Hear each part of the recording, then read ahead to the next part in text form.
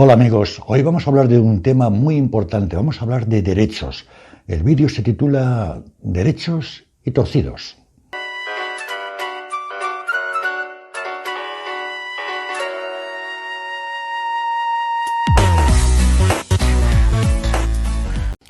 Si consultamos el diccionario de la Academia y buscamos la palabra derecho, encontraremos que existen 25 acepciones de este término. Uno de ellos dice que es un conjunto de perros de caza que se sueltan para perseguir a una presa. No es este el significado que queremos analizar hoy, aunque quizá tenga alguna relación. Otro significado dice que el derecho es el conjunto de principios y normas que regulan las relaciones humanas en una sociedad y que puede ser impuesto por medios coactivos.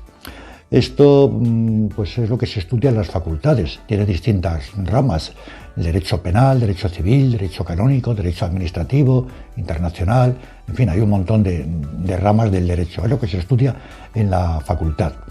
Pero luego en el mismo diccionario de la Academia encontramos que derecho con apellido, es decir, derecho civil, derecho canónico, derecho constitucional, hay 65 derechos con apellido, nada menos, porque hay otra definición que es la que quizá nos interesa más, que dice que derecho es la facultad que nos permite hacer o exigir todo aquello que la ley establece en nuestro favor. Estos son nuestros derechos. Y aquí, como digo, hay así infinidad de derechos. Está el derecho de asilo, el derecho de admisión, los derechos de autor, y bueno, pues siempre el antiguo derecho de pernada que existía, y siempre existirá el derecho al pataleo. En las sociedades actuales disponemos de una amplia capa de derechos que nos envuelven, derecho a infinidad de cosas, pero esto no siempre ha sido así. Ya los romanos establecieron el famoso derecho romano, en el que se indicaban determinadas prerrogativas para los ciudadanos de Roma, que no tenían extranjeros, esclavos, etc. Muchos años después, a los pocos días de la toma de la Bastilla en París, en plena Revolución Francesa, la Asamblea Nacional proclamó la Declaración de los Derechos del Hombre y del Ciudadano. Ya sabéis, aquello del égalité, liberté, fraternité. Y unos 150 años después, la ONU también proclamó otra declaración, la Declaración Universal de los Derechos del Hombre. Casi nada, universal. Es decir, que si hay algún habitante en Marte que no lo sé, o en Andrómeda, pues él no lo sabrá. Pero aquí en la Tierra se estableció una declaración universal que le afecta al hombrecito este de Marte o de Andrómeda, cosa bastante curiosa. El hecho es que hay estos derechos básicos fundamentales, pero además las constituciones de los países y luego las distintas leyes han ido estableciendo una gran cantidad de derechos, los han ampliado. Derecho pues, a la información, a la expresión, derecho a la expresión, derecho a la vivienda, al trabajo, a la educación, derecho a la salud, derecho a una vivienda, a recibir una pensión, derecho a elegir el sexo. Incluso se habla también, en algunos casos, de establecer derechos de los animales. Bueno, pues es una capa de derechos que realmente casi nos hace vulnerables, nos protege contra todo. No lo dice claramente, pero casi es como si se estableciera que tenemos derecho a la felicidad.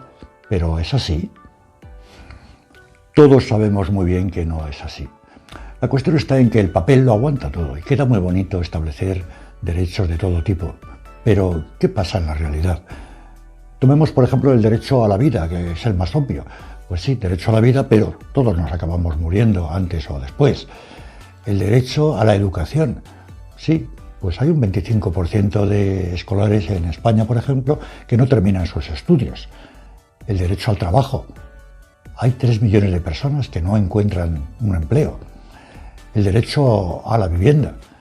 Se calcula que en España hay entre 30 y 40.000 personas sin hogar que duermen en cajeros automáticos o donde pueden. Y así con todos los derechos, derecho a la movilidad. Claro, nos podemos desplazar de un sitio a otro, pero si queremos coger un tren o un avión, tenemos que pagar el billete. Es decir, que los derechos están ahí, pero no son tan generales y tan bonitos como puede parecer. Y de hecho establecen una noción peligrosa. Y es que si tenemos derecho a algo, eso significa que necesariamente tiene que haber alguien que nos facilite ese derecho, que nos lo proporcione, que nos lo garantice. Es decir, establece la necesidad de un tercero. Y ese tercero es siempre el Estado. Se hace necesario. Pero claro, como el derecho a infinidad de cosas no siempre se cumple, esto lo que genera es mucha frustración cuando nos hemos creído que teníamos esos derechos y vemos que en la práctica no se realizan realmente. Quiero que me entendáis, yo creo que los derechos están muy bien. El problema viene cuando nos creemos, pensamos que los derechos son algo que está ahí, algo natural, que está ahí tan inmovible, tan eterno como pueden ser los mares, las montañas o los ríos. Y eso no es así. Los derechos son un invento humano. En la naturaleza no existen derechos. No hay derechos. Cada uno se busca la supervivencia cada día, cada animal, cada planta tiene que competir con otras para sobrevivir. Y unos, ya sabéis, el pez grande se come al chico y a ese pez mediano se lo come otro más grande. Los hombres primitivos tampoco tenían derechos, aunque sea un invento humano, fue posterior. Cada día tenían que salir a ver si encontraban algo para comer, a cazar o a recolectar algún fruto.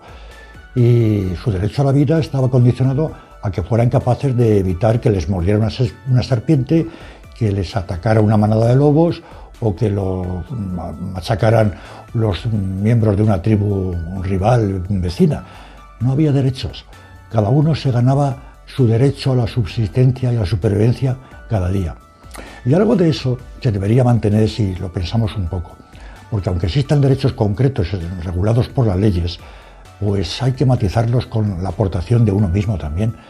El derecho a la educación significa que un alumno tiene que estudiar, tiene que esforzarse para recibir esa educación, si no, no la va a recibir. El derecho a la salud significa que uno tiene que cuidarse, que llevar una vida sana, una alimentación sana, si quiere mantener su salud. Lo mismo ocurre con el derecho al trabajo. Bueno, pues hay que querer trabajar y además hay que saber hacer ese trabajo, si no, no va a encontrar trabajo. Ocurre con todos. El derecho a la vivienda, claro que lo tenemos, pero hay que pagar el alquiler o hay que pagar la hipoteca de la vivienda. Todos los derechos que están ahí requieren algo por nuestra parte. No nos vienen dados gratuitamente y nos caen del cielo y basta con que nos sentemos a esperar que lleguen. Y por otra parte, además, como los derechos son un invento humano de las sociedades, significa que hay que tener en cuenta a los demás.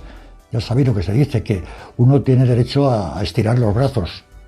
Pero si yo estoy dentro de un autobús o en el metro, pues mi derecho a estirar los brazos se ve limitado por donde se encuentre la cara del señor que está al lado. Es decir, no es un derecho absoluto. Hay que tener en cuenta los derechos de los demás. Y esto es lo que muchas veces se nos olvida. Todos sabemos mucho de nuestros derechos. Hasta los niños pequeños de 8 o 10 años dicen, oye, yo tengo derecho a que esto, a lo otro. Todos tienen derecho.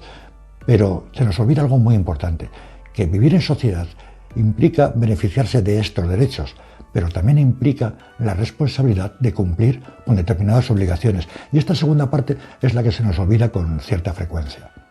Y para terminar, 3 preguntas finales. ¿Por qué será que nos viene más fácilmente a la mente nuestros derechos que nuestras obligaciones? ¿Qué pasa cuando chocan el derecho a vivir que tiene un ratón con el derecho a comer que tiene un gato? ¿Y qué pasaría con tu derecho a recibir una pensión de jubilación si el Estado quiebra? Esto es todo, amigos. Próximamente otro episodio de Homo Sapiens. Más preguntas que respuestas.